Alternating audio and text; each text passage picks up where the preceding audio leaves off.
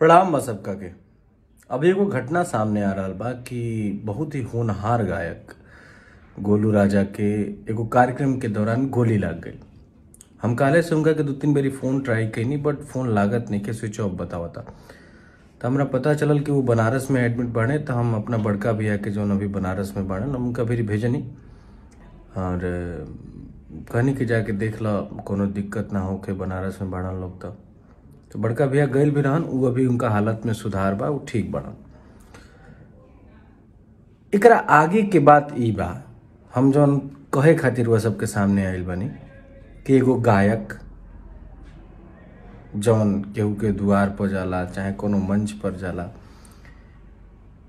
वो कोनो घर के बहुत दुलारा लड़का होला, कोनो माई के बेटा होला, कोनो बाप के आँख के तारा होला। तो ऐसन कार्यक्रम के दौरान ऐसन मजाक उचित नहीं खे और ये सब बहुत गलत बात बा कि कार्यक्रम केहू गावता, केहू कौनो कलाकार होखे या वो गायक होखे या डांसर होखे, केहू के भी जिंदगी के साथ ऐसे खिलवाड़ ना होखे के चाहिए। और हम सरकार से अनुरोध करब कि जितना भी ये टाइप के कार्यक्रम होला, जौन प्रोग्राम होला, एमे जौन भी असलहा हथियार सब पर पाबंदी लगावे, ताकि जौन ये तो कार्यक्रम प्रोग्राम एगो मनोरंजन खातिर होला, तो सीधा तौर पर खाली मनोरंजन हो सके। ये सब उचित नहीं है केहू के भी जिंदगी के साथ ही खिलवाड़ के।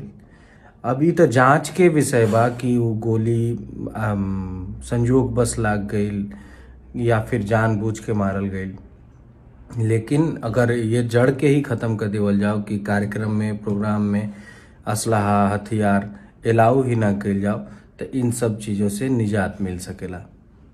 तो आगे से ये सब बात के ध्यान रखे के होई और हम सरकार से गुजारिश करब, उत्तर प्रदेश सरकार, बिहार सरकार, कहीं से भी जहाँ पे कुल कार्यक्रम होता या फिर एक ऐसा कार्यक्रम के अनुमति लेवे खातिर जे भी जिलाधिकारी के पास जाए, तो जिलाधिकारी महोदय से ये निवेदन बा कि वहाँ के ये क्लियर कर ली कि रुआ प्रोग्राम में असलहा के ना यूज होई, वो जाके वो असलहा लेके ना जाई।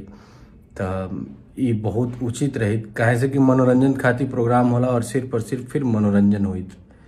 तो क्योंकि ज़िंदगी के साथे खिलवाड़ के लिए ठीक नहीं के। और भाई गोलू राजा खातिर हम माई से प्रार्थना करब कि जल्दी से जल्दी उनका के स्वस्थ करस।